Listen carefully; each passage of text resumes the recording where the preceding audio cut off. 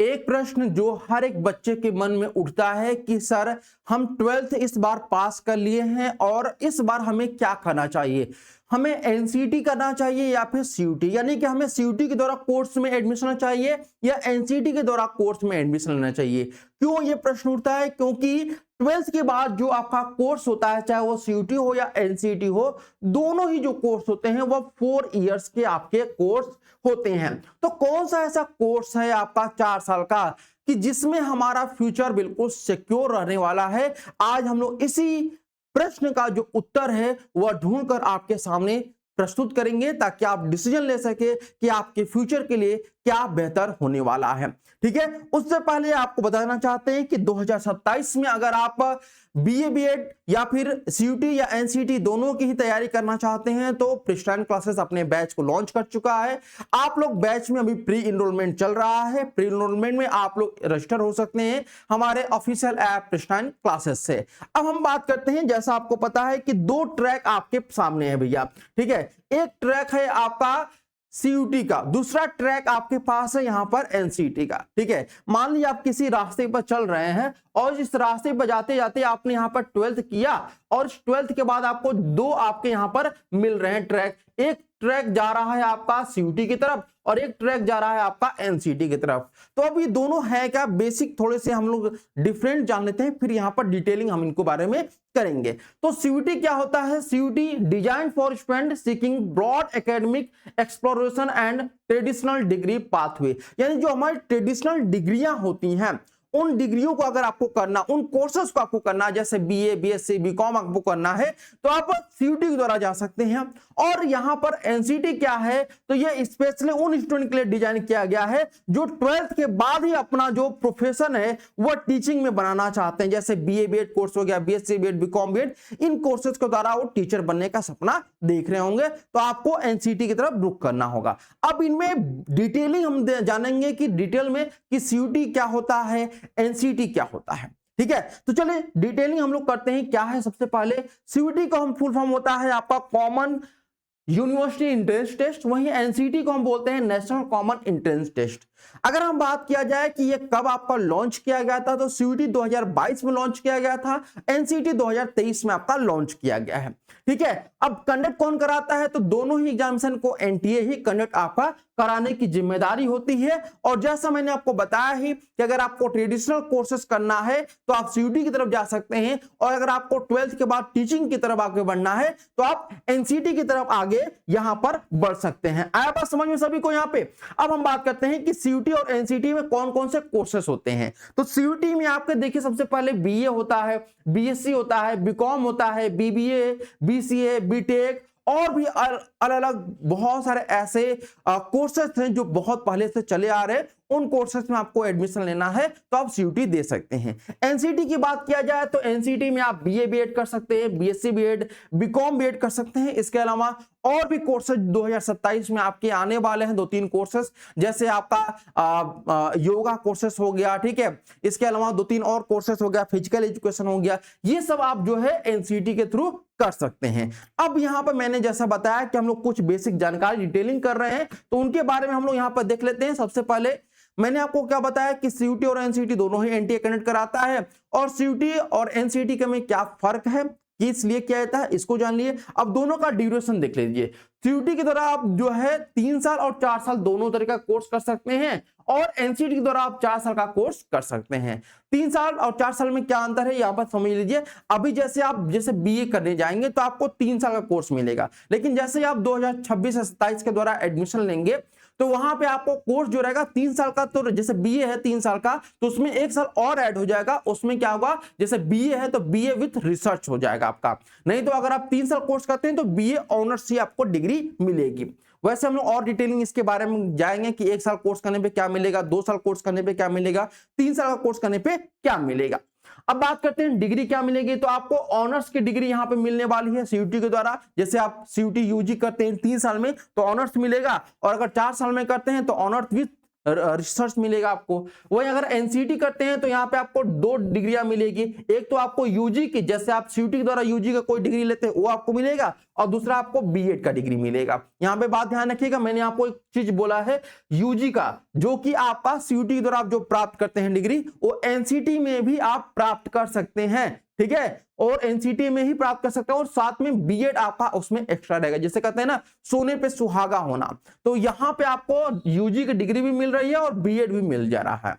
CUT के द्वारा जो है आपका जो सिलेबस होता है, जो एंट्रेंस एग्जामिनेशन होता है, वो 3 सेक्शन होता है। एक होता है लैंग्वेज का, दूसरा डोमेन का, और तीसरा जो होता है वह गेट का होता है, जनरल एप्टीट्यूड टेस्ट होता है। वहीं एनसीटी में जो है वो 4 सेक्शन होते हैं। पहला सेक्शन होता है लैंग्वेज का, दूसरा सेक्शन होता है आपका डोमेन का, तीसरा सेक्शन होता है जनरल टेस्ट का, और चौथा होता है आपके टीचिंग एप्टीट्यूड का, ठीक है।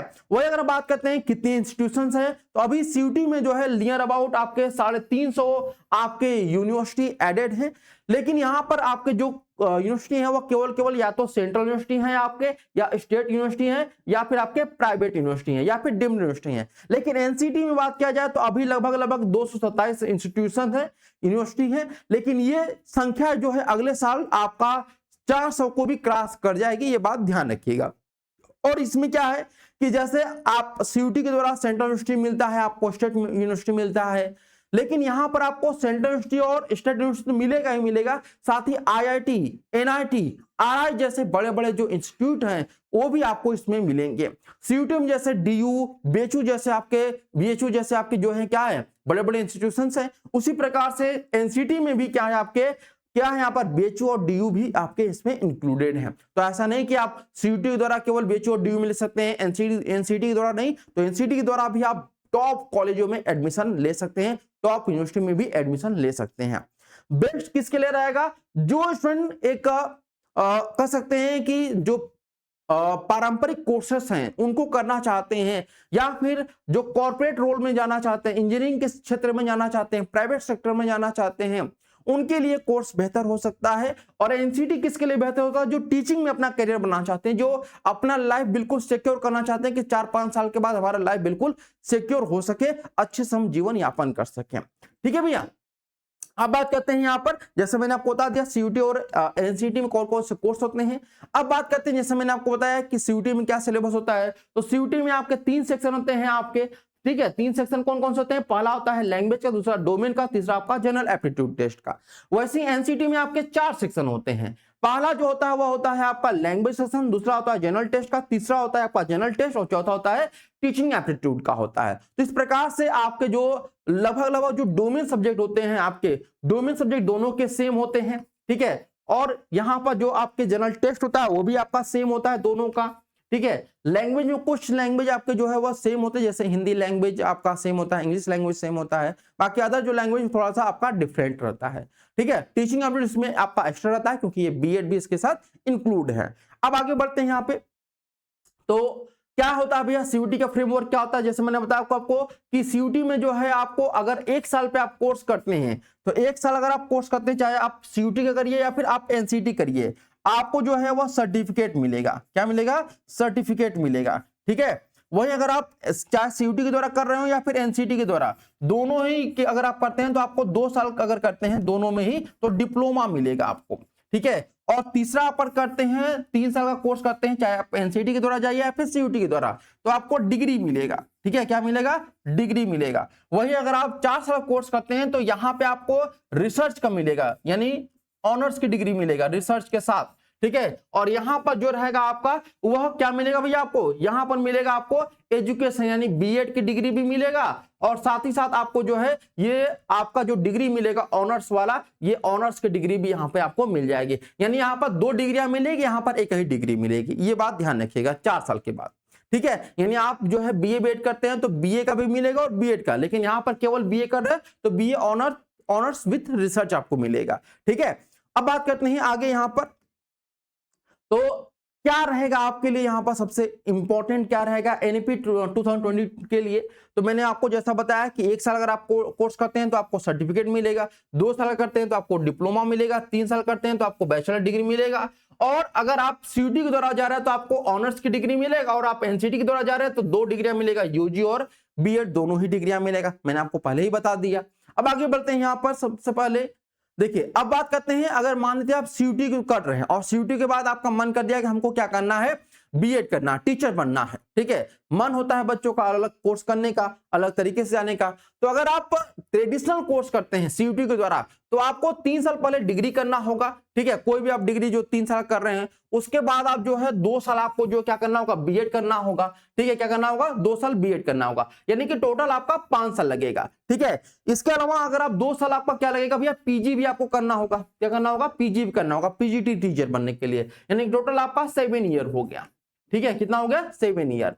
अब यहां पर ध्यान रखिए, अगर आप एनसीटी के द्वारा जा रहे हैं तो केवल 4 साल का कोर्स करने के बाद ही आप क्या हो जाएंगे, आप यहां पर टीचर बनने के लिए एलिजिबल हो जाएंगे, ठीक है। जैसे आप यहां पर 7 साल आपको लग रहा है टीचर, जो आपका टीचर बनने के लिए, ठीक है, जैसे पीजीटी टीचर हो गया। अब अगर आपको 9 to 12 टीचर बनना है, तो अगर आप एनसीटी के द्वारा कर रहे हैं कोर्स, तो यहां पर आप एनसीटी के द्वारा सेकेंडरी स्टेज के जो टीचर है वो बनने के लिए एलिजिबल हो जाएंगे। लेकिन अगर आपको सीयूटी के द्वारा आपको सेकेंडरी स्टेज का टीचर बनना है तो उसके लिए आपको 7 साल लगेगा, लेकिन एनसीटी के द्वारा केवल 4 साल में आप जो है सेकेंडरी स्टेज के टीचर बन सकते हैं। ये सबसे बड़ा फायदा, यानी आपका यहां पर 1 साल नहीं फायदा हो रहा है, बल्कि 3 साल फायदा हो रहा है सेकेंडरी स्टेज के टीचर बनने के लिए। और अभी आप लोग देख ही रहे होंगे, यूपी में जो है वो आपके टीजीटी पीजीटी का एग्जामिनेशन भी हो रहा है और आने वाली भर्तियां भी आ रही हैं टीजीटी पीजीटी की, ठीक है। तो वहां पे आपके लिए काफी फायदेमंद हो सकता है।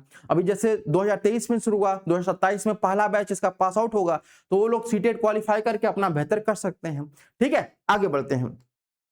इसके बाद क्या रहता है आपका इंस्टीट्यूशंस का स्केल क्या रहता है, तो अगर हम सीयूटी की बात करते हैं तो सीयूटी मैंने आपको पहले बताया था 350 यूनिवर्सिटी आपकी इसमें इंक्लूडेड है, और अभी एनसीटी में लगभग 227 है, बट ये आपके जो है और भी इंस्टीट्यूशन आपके बढ़ सकते हैं, ठीक है। आया बात समझ में, जैसे इसमें आए आपके आईआईटी हैं, एनआईटी हैं, आरआई हैं, और आपके जो सेंट्रल यूनिवर्सिटी वो भी इंक्लूडेड है किसमें, एनसीटी में। लेकिन सीयूटी में उतनी यूनिवर्सिटी नहीं है, ना सीयूटी में ना आईआईटी है, ना एनआईटी है, ना आरआई है, लेकिन एनसीटी में है, आपको देखने को मिल रहा है।